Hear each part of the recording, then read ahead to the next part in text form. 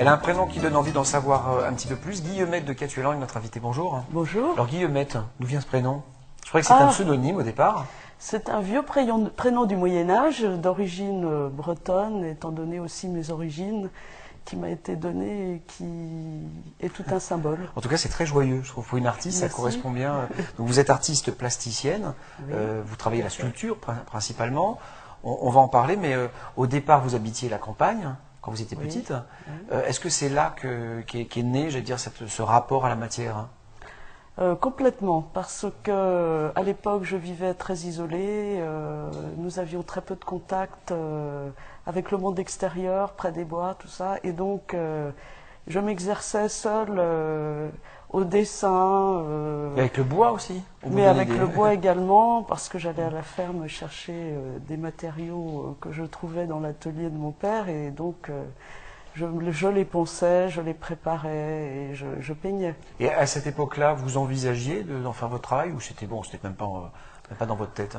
Non, je crois qu'à l'époque c'était quelque chose de simplement ludique. Ouais. J'aimais. Et alors, vous vous êtes ensuite lancé dans des études plus classiques, hein? C'est ça? Tout à fait. Bon, j'ai passé mon bac et puis je me destinais à passer un diplôme d'art plastique à la fac de Vincennes, chose que je n'ai pas pu faire à l'époque en 77. Et donc, je me suis mis à travailler depuis cette date. Alors, vous avez un travail qui est un travail de fonctionnaire. Tout à fait. Voilà. Tout à fait. Donc, ça veut dire que c'est une certaine stabilité par rapport au monde de l'artistique qui, lui, serait un peu plus instable. Est-ce que vous avez envisagé justement, alors on va revenir sur aujourd'hui, mais avant dans tout ce parcours, est-ce que vous aviez envisagé de ne pas vous lancer dans un travail plus stable pour prendre l'artistique? Ah, complètement. Ah, vous l'aviez déjà envisagé, hein? Ah oui, oui, oui. Alors qu'est-ce qui fait que vous ne l'avez pas fait? Parce que j'avais besoin de gagner ma vie d'abord et que les circonstances ont fait, bien sûr, que je n'ai pas pu, pendant un certain nombre d'années, accomplir ce parcours artistique. J'ai pris une disponibilité en 95 pour faire les Beaux-Arts de Versailles. À l'époque, j'avais déjà plus de 25 ans et donc les Beaux-Arts de Paris ne me donnaient pas la permission d'entrer. Voilà, donc oui, l'art parfois peut être un peu sectaire.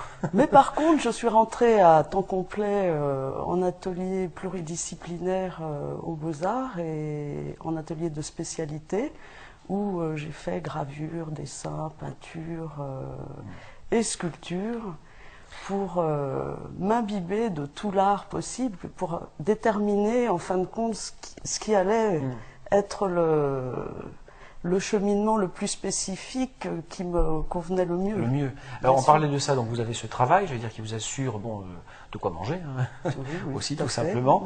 Et puis vous avez votre passion d'artiste qui fait que vous produisez des œuvres, vous encadrez des groupes, vous enseignez.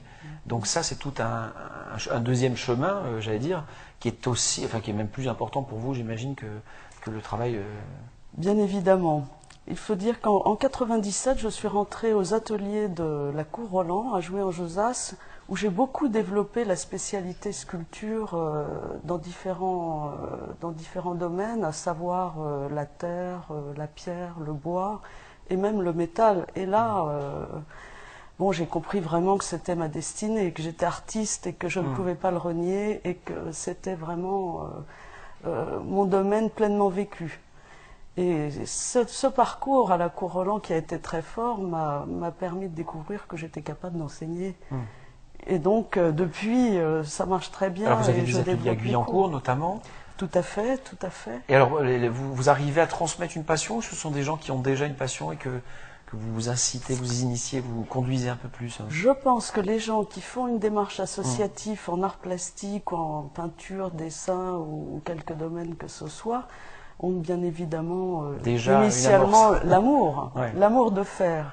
Mais je les encourage très vivement et je m'adapte à chacun de façon à ce qu'ils puissent vraiment trouver leur spécialité dans le domaine choisi. Alors un mot sur vos œuvres, sur votre travail. Vous travaillez beaucoup le bois, la terre.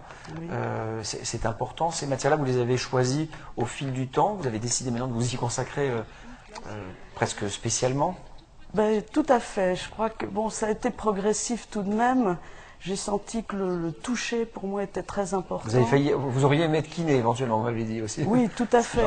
Tout à fait, mais je me suis rendu compte au fil des années que ce choix était à la fois un choix d'amour, je dirais, et en même temps un choix par rapport à certaines difficultés physiques, à savoir ma surdité et un problème de vue assez important. Donc c'est-à-dire que vous avez justement une surdité importante, un problème de vue aussi important. Alors comment vous le gérez? Et ça vous rapproche du monde de l'art, de la sensation aussi, hein, sûrement. Ça ouvre oui, j'ai besoin de me retrouver dans ce silence face à un bois et comprendre ce bois et faire corps avec lui quelque part dans ses veines, dans ses mouvements, et donc accomplir à partir de là quelque chose de beau.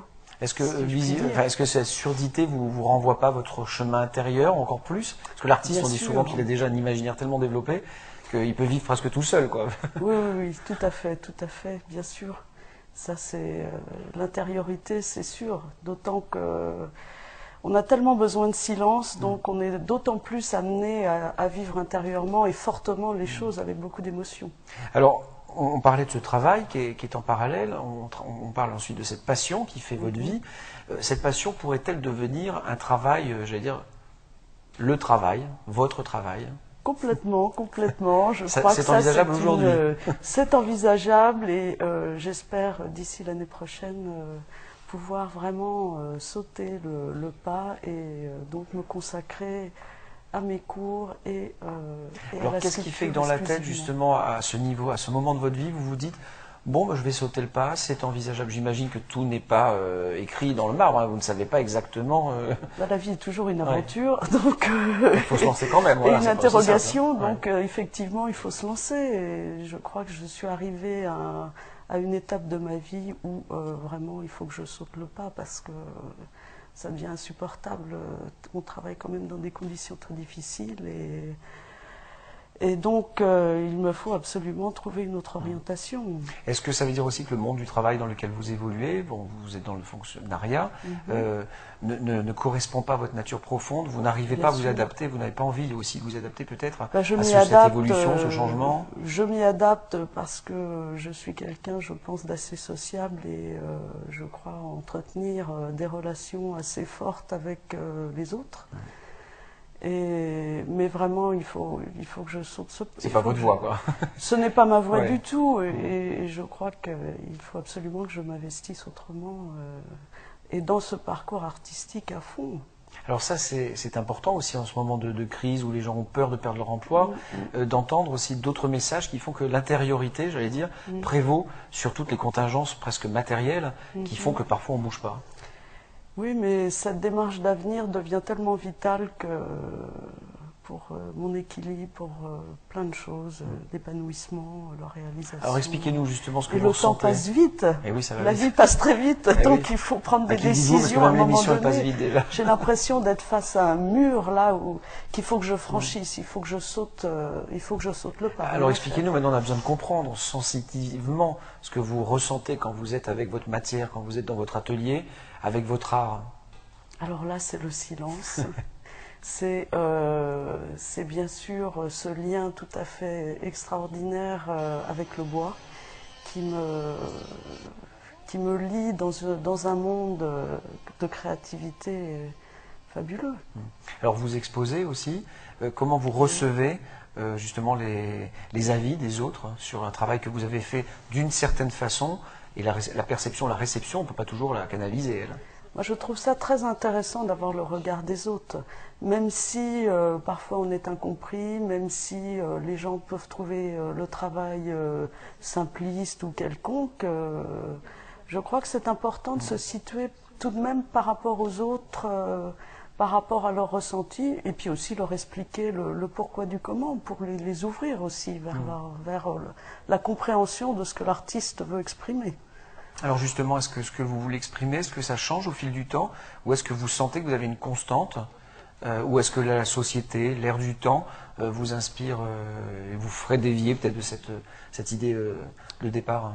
Je pense que le bois, la matière du bois restera toujours cette force. Maintenant, j'envisage d'y apporter d'autres matériaux, à savoir le métal et la terre cuite. Pour l'instant, je cogite beaucoup sur cette idée d'amener de la soudure dans le bois et donc faire évoluer cette base. Oui. Cette base. Et alors justement, quand on a ces idées-là, après j'imagine, il faut de l'espace, il faut acheter du matériel. Alors, de toute façon, le bois, je le trouve toujours lors de mes randonnées, de mes grandes randonnées, que ce soit en montagne, au bord de la mer. Et ça, bon... Bon, donc ça c'est bon, vous l'avez. Bon, il est vrai que j'investis pour mes socles dans des bois exotiques qui sont assez lourds, de façon à pouvoir bien sûr maintenir en élévation mes sculptures. Bon, ben il reste le métal, bien sûr, à acheter. Donc ça c'est l'avenir en fait. Hein. On sent que c'est une porte l'avenir. qui s'ouvre à nouveau. Oui, oui. Et oui, vos œuvres vont fait. être maintenant encore plus complètes hein, finalement. J'espère. Voilà. Mais c'est une aventure. Bah écoutez, on vous la souhaite bonne et longue cette aventure. Donc l'année prochaine, on se donne rendez-vous. On vous reçoit en tant qu'artiste à 100% à temps plein. Oui. Allez, on touche du plastique et c'est du bois. Oui, oui, là. Merci beaucoup. Je vous en prie, merci. Merci à vous.